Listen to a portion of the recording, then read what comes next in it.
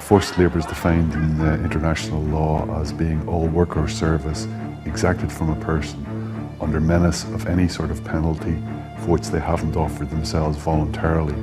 Now you have to sign a contract. You have to seek work, you have to take work, or you will lose your benefit.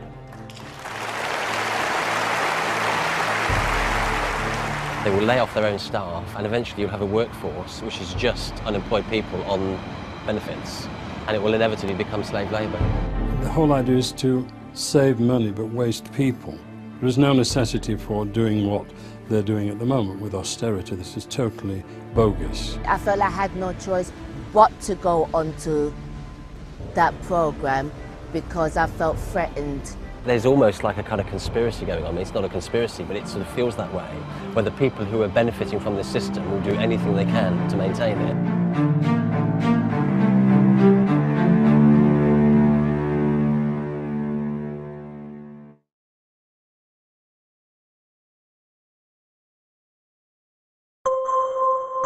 From February to April 2013, the number of people out of work rose to 2.56 million, according to the Office for National Statistics. The number of people claiming job seekers allowance, however, fell to 1.53 million. Analysts suggest the disparity between rising unemployment rates and a fall in job seekers allowance claims is due to the fact that many job seekers are being unlawfully sanctioned by the job centre.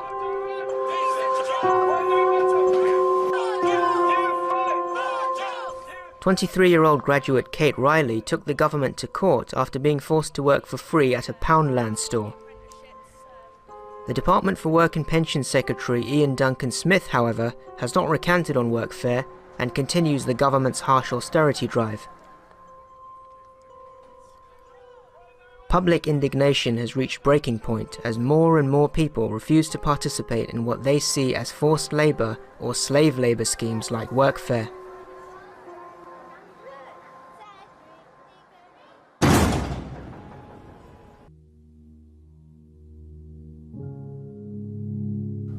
In order to understand the wider implications of welfare reform in relation to the regime's monetary policy, I met with author and economic analyst David Musa Pidcock. We shouldn't be surprised we're under a Tory government, or any government for that matter.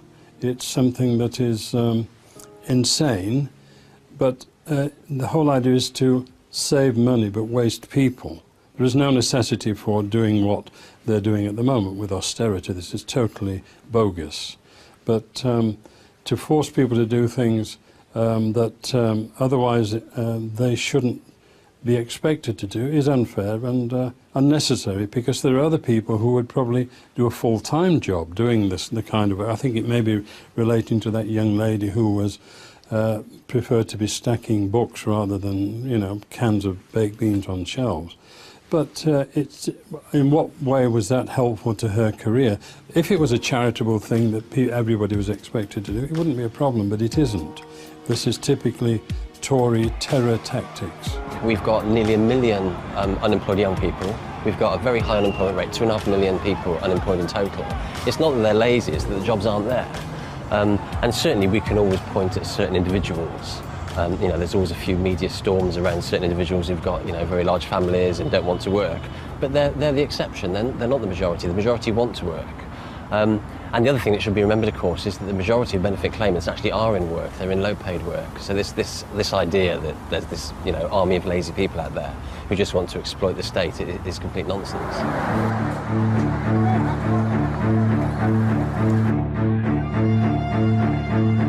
If the state gives them free labour and then pays their benefits, the private sector isn't therefore contributing at all. They're getting something for nothing.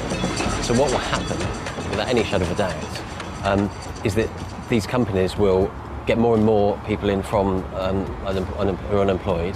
They will lay off their own staff, and eventually you'll have a workforce which is just unemployed people on benefits, and it will inevitably become slave labour. Anti-Slavery International is the oldest international human rights organisation in the world.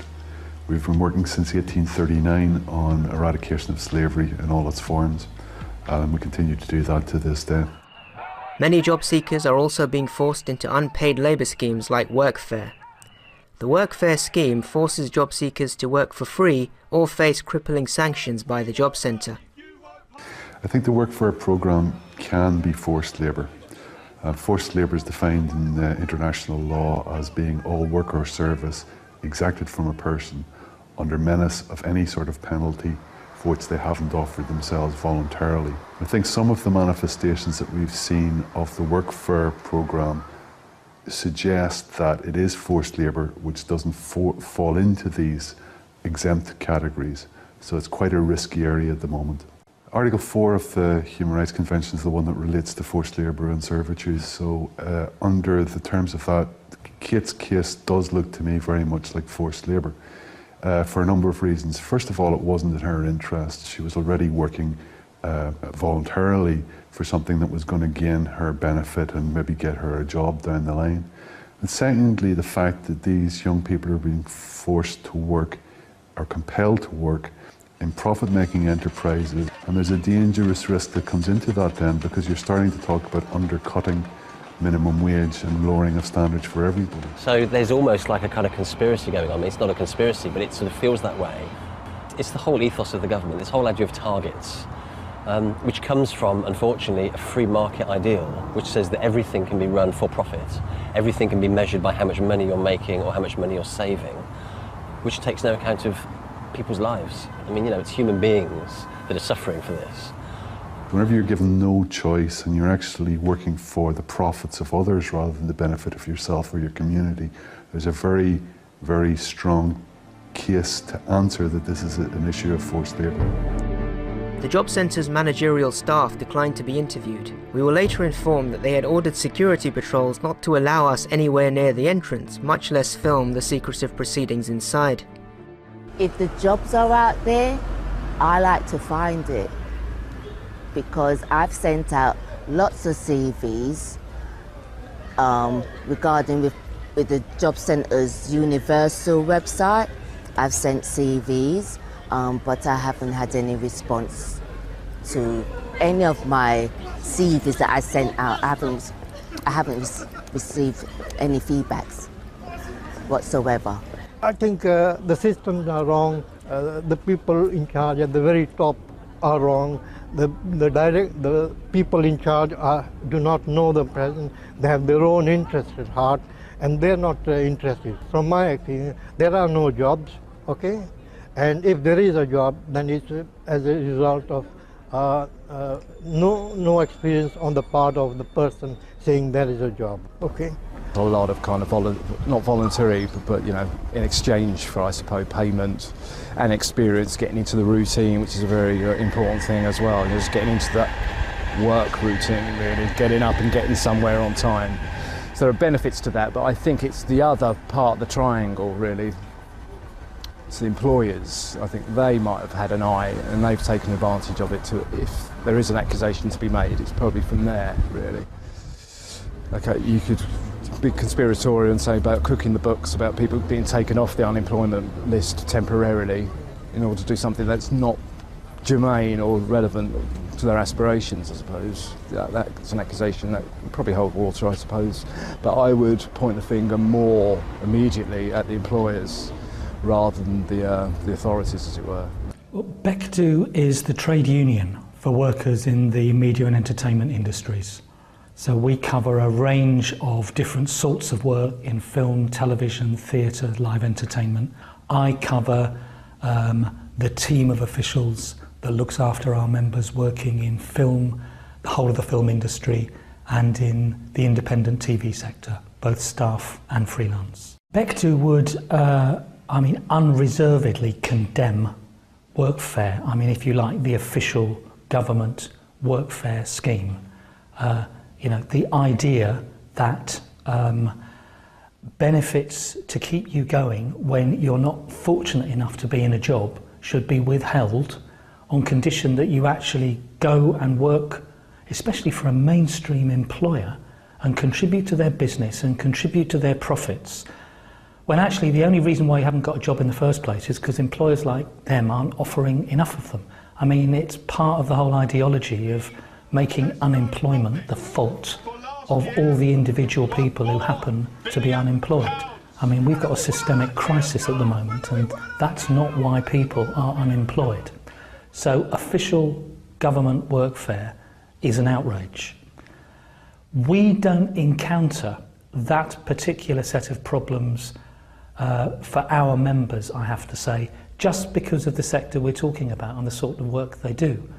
What we do encounter regularly are people in positions which are often called internships, or they might be referred to as volunteers, or they might be referred to as on work experience, but basically they're in a company, they are working, they are making a contribution to that company's business, but they're not being paid. And in our view, that's a breach of the National Minimum Wage Act, and that's the area where we're most active. So one of the things that we're seeing with workfare, which is one of the more problematic aspects of it, is that people are being compelled under threat of removal of their benefits to undertake work which isn't necessarily in their interests, but is to the benefit of all the people who are receiving their very cheap labour. But Mrs Thatcher doubled our national debt when she came to power, 79. By the time she'd left, it had gone from about 79 billion to 168 billion. So remember, Miliband, all of these politicians are not working for the interests of the people who elected them. They are working to maintain the system that's been in power now for 400 years in this country. And the whole system is rotten to the core. Now you have to sign a contract that says you do your bit and we'll do ours. It requires you to have a real CV, and it makes clear you have to seek work, you have to take work, or you will lose your benefit. You know our work experience program, where we give young people a chance to work in a supermarket, in a shop, or in an office? Here's what one trade union official said about it. I quote, "The scheme belongs back in the 19th century, along with Oliver Twist and the workhouse. It is nothing short of state-sponsored slavery." What a snobbish, appalling, outdated, wrong-headed attitude to the idea of work. We're not sending young people up chimneys, we're giving them a chance. What is cruel is not asking something of people, it's when we ask nothing of them. Work isn't slavery, it's poverty that's slavery. And let it again be us, the modern, compassionate Conservatives, who lead the fight against poverty in Britain today.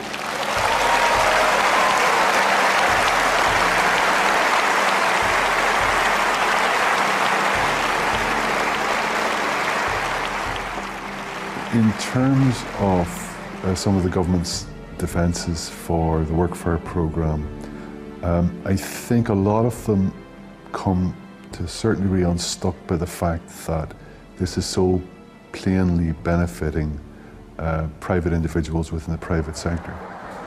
There's brave individuals like Kate Riley who have taken cases to court, and I think and sought at least to improve working conditions, improve living conditions for workers and vulnerable workers in her position. The response of the government to that was introduce retrospective legislation, which is hugely problematic from a question of the basic principles of rule of law. If we look at this scheme against the 1930 Forced Labour Convention and the various other aspects of international law, we can see that there is risks and practices of forced labour associated with it. And I think it's very important that we state that clearly. Because of the system that we've inherited and we haven't challenged, the only way money is put into circulation is through employment. It's not about work. You know, employment gets in the way of work that needs doing. This system that we have means that it is a form of slavery and something that is unnecessary. If we had a different method, which is possible and has worked and does work wherever it's implemented, then there is no necessity to, it's basically like indentured labour. We used to do it under the British Raj. We would send people from India to the Caribbean and places like that.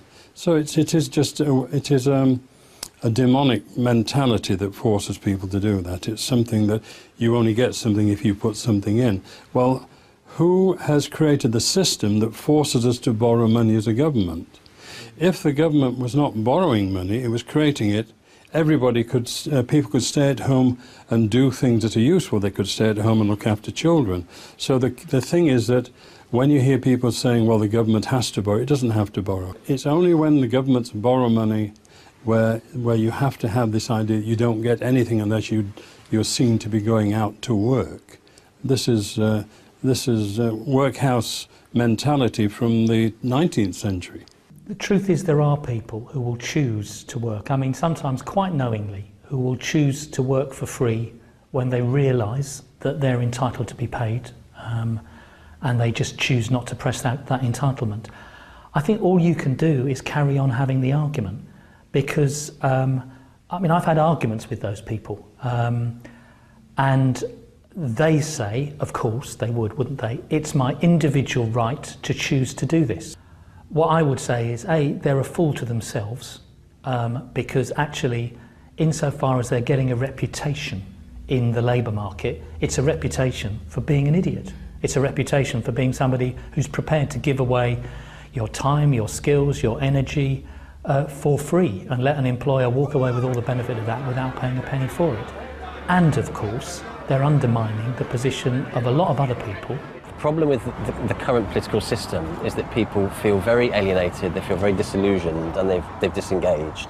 And you can see by the steady drop in how many people vote at the general election. And because people disengage, therefore they're not sure what's going on, what the problem is. The mainstream media don't help at all because they've got their own agenda. Well, there's positive news today, which is the economy is growing, we're creating jobs, and crucially at a time when many other countries in the world face a lot of instability, we're providing stability in Britain. And what you can also see from today's economic numbers is that the economy is growing, jobs are being created, and that's good news. This is a public broadcasting service, I can't be rude, but Osborne is a paid fool. He, like Mrs. Thatcher, and most people believe that all the money in the world is just what is in Mrs. Thatcher's handbag. George Osborne's letter to Mervyn King, basically agreeing that Mervyn King would create another 350-odd billion, and so as Charlie Chaplin found out in his meeting with John Maynard Keynes at Lady Astor's, he asked him, how was the money, how do we solve the problem? He said, we just create things out of thin air, kun fayakun, be and it is, and all the money you will require can come out of nothing, as it is done by the banks. They create money out of nothing, and the whole thing is a bookkeeping exercise. So the idea that there's so much money in the world is total and utter nonsense. But probably like many of these people, they went to the London School of Economics, LSE, which means let's steal everything, and but they are fools, because to think that money is a finite resource when it is created every day by banks is total nonsense. So people watching, if they're thinking, well, there's only so much money, this is nonsense. Anthony Nelson, who was also an MP for Chichester, he also had another job along with his mate, Norman Lamont, with N.M. Rothschild. And remember, Lamont went back to Rothschild. These are all working for money lenders. All the people need to know that there is no scarcity of money. It is only kept in artificial scarcity, because what is the problem? Inflation isn't the problem. Inflation is the solution to us, ordinary people. But for the, whatever it is, 0.1% of the money, the people involved in the finance industry, which is totally non-productive and counterproductive, they wish to keep money in scarcity, because then would you go to the Treasury and borrow money for your project at 0%, or go to N.M. Rothschild or HSBC and they would charge you whatever it is at the moment? It's certainly not 0%, which would be the most obvious thing for any government department. Why would you borrow from Osborne and Cameron? Remember, Cameron, all of them, these are all descendants of money lenders. Now, the Treasury could say, NHS, you need 9.3 billion, issue it. Now, letters between King and Osborne prove that. Every year they have an agreement. So the money could be created now, no need for strikes, no need for people to be unemployed. It could all be solved by expanding M0 from 2.8% to 100%. End of story. I can well believe that people feel as if they're being pushed into a corner and they don't see the immediate or even mid-term benefits. I've been looking for work now for about 3 months. I'm looking for manual work or driving work. The job centre haven't helped much at all. A lot of the jobs they've got advertised on their job search computers don't actually exist. They are to register with agencies, and one of the job searches that I actually printed off their computer, I went home, phoned it straight away, and they said they didn't have any vacancies. I said, well, you must have, because I've got the printout in my hand.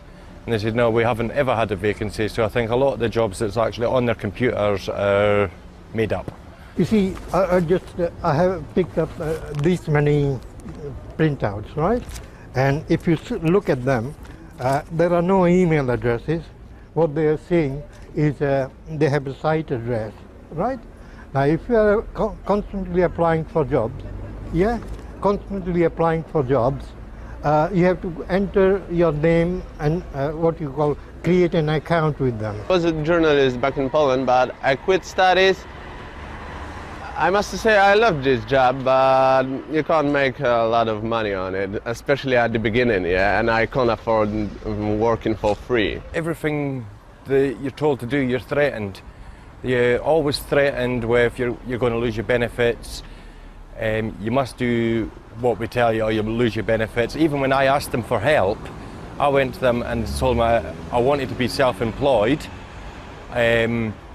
They said, right, we're going to send you on this course. If you don't go to this course, you're going to lose your benefits. I said, but you're not sending me on a course. I asked you to send me on a course. Of course I'm going to go to it. I've asked you for help. But even though you're asking for help, you're getting threatened that you're going to lose your money. Yeah, okay, here's a job, you can do it for free, we're still going to help you. I think it's fair in a way that a person can develop from it. But it's not fair if you're going to offer a job to do it voluntarily and you won't get paid for it, and then your benefits will be cut off. Because there's a lot of people here that £70 per week is ridiculous. I'm a qualified gym instructor.